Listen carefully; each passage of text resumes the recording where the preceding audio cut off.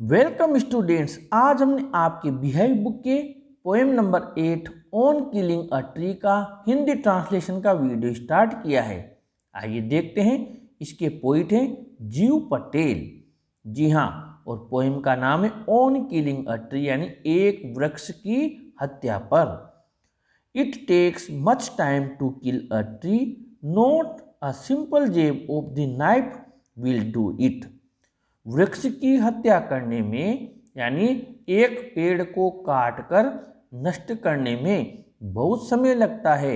यहाँ पर जेब का मतलब है चुभोना, धकेलना, कोई नुकीली चीज चुभोना। यानी कि note a simple jab of the knife will do it, यानी चाकू की एक साधारण चुभन से इसकी हत्या नहीं हो पाएगी।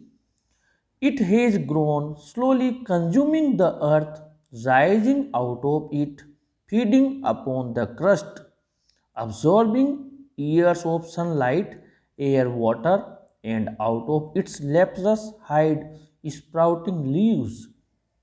यहाँ पर इसका अर्थ है, यह मिट्टी का धीरे धीरे उपभोग करता हुआ उगा है, जमीन से बाहर निकला है। यानी कंज्यूमिंग का मतलब यहाँ पर है कि उपभोग करते हुए इसने जो जमीन के अंदर से काफ़ी कुछ उपभोग कर लिया है, इसने भोजन प्राप्त किया है और ये बाहर निकल आया है। Feeding upon its crust, crust का मतलब है भूमि की ऊपरी परत। ये जमीन से बाहर निकला है, इसकी ऊपरी सतह से भोजन ग्रहण करते हुए, साथ ही एब्जॉर्बिंग ईयर्स ऑफ सनलाइट, वर्षों तक ऊष्मा को इसने एब्जॉर्ब किया है। एब्जॉर्ब करना, सोखना, ग्रहण करना। साथ ही एयर, वाटर, वायु, जल को भी इसने सोखा है। And out of its leprous hide sprouting leaves, leprous hide का मतलब है, लेप्रस का मतलब अंकुरण से पूर्व बीज जो गलता सड़ता है उसके जैसा। यानी इसने इन सबको सोखते हुए अपने कोड़ युक्त छिपाओं से, हाइड यानी छिपने का स्थान, जो बीज पृथ्वी के अंदर दबा हुआ रहता है, वहां से इसने क्या किया है, स्प्राउटिंग का मतलब होता है अंकुरित की है। ये उन कोड़ युक्त छिपाओं से पत्ते अंकुरित करते हुए बाहर निकलता है और ये पेड़ काफी मजबूत हो गया है। So hack and chop, but this alone won't do it. इसलिए इसे हैक करो, हैक करना यानी काटना, और चोप यानी इसके टुकड़े टुकड़े कर दो। अतः इसे चाहे तो काट दो और इसके टुकड़े टुकड़े कर दो। But this alone won't do it, किंतु केवल ऐसा करने से भी कुछ नहीं होगा। Not so much pain will do it, नहीं इतना अधिक दर्द इसका कुछ करेगा। The bleeding bark will heal and from close to the ground will rise curled green twigs. यहाँ पर है कि रक्त रंजित छाल वापस स्वस्थ हो जाएगी और जमीन के पास से टिग्स यानी टहनियाँ और मुड़ी हुई टहनियाँ वापस निकल जाएगी। कर्ड यानी मुड़ी हुई, और ब्लीडिंग बार्क का मतलब यहाँ पर रक्त रंजित यानी कि ब्लड से सनी हुई, और जो बार्क की छाल वापस ठीक हो जाएगी, ये वापस इसकी टहनियाँ निकल जाएगी। Miniature boughs which if unchecked will expand again to former size, और छोटे छोटे इसकी जो बाउज हैं, बाउज यानी शाखाएं, वापस अगर इफ अनचेक्ड, अगर ध्यान नहीं दिया, विल एक्सपेंड वापस फैल जाएगी, टू फॉर्मर साइज यानी वापस पुरानी साइज में आ जाएगी। No the root is to be pulled out, नहीं ऐसा नहीं करना है, इसे तो रूट यानी जड़ से पुल्ड आउट बाहर उखाड़ कर फेंक देना है। Out of the anchoring earth it is to be roped tied, जमी हुई जमीन से बाहर निकालना है, इसमें रस्सा लगाना होगा।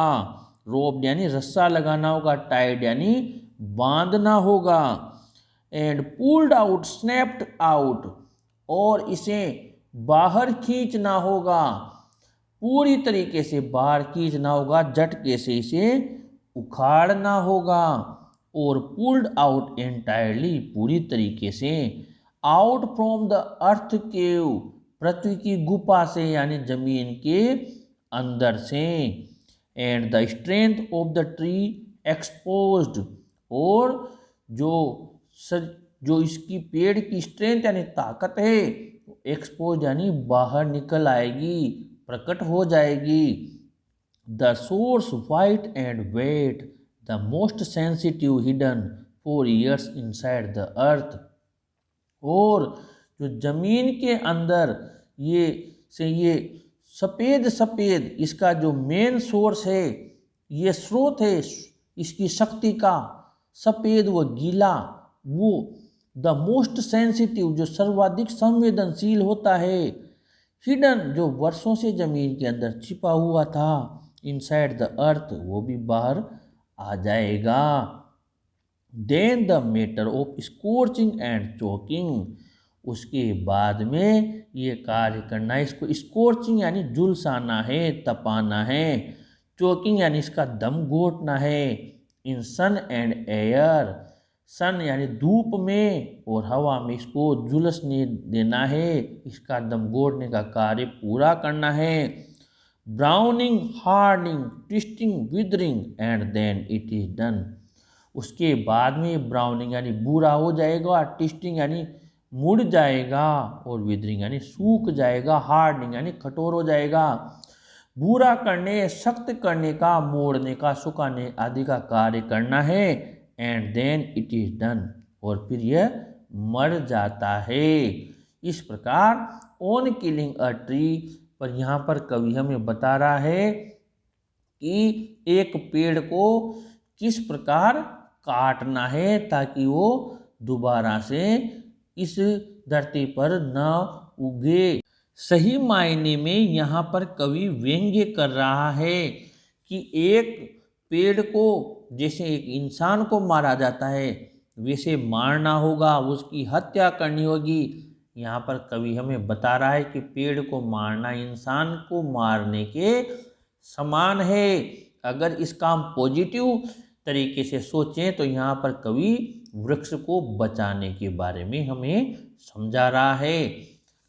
अगले पार्ट में इसके क्वेश्चन आंसर्स और एक्सप्लेनेशन के साथ आपसे फिर मुलाकात होगी। आप चैनल के साथ बने रहें और इस वीडियो को ज़रूर लाइक करें, अपने चैनल को भी सब्सक्राइब करें स्टूडेंट्स। Thank you.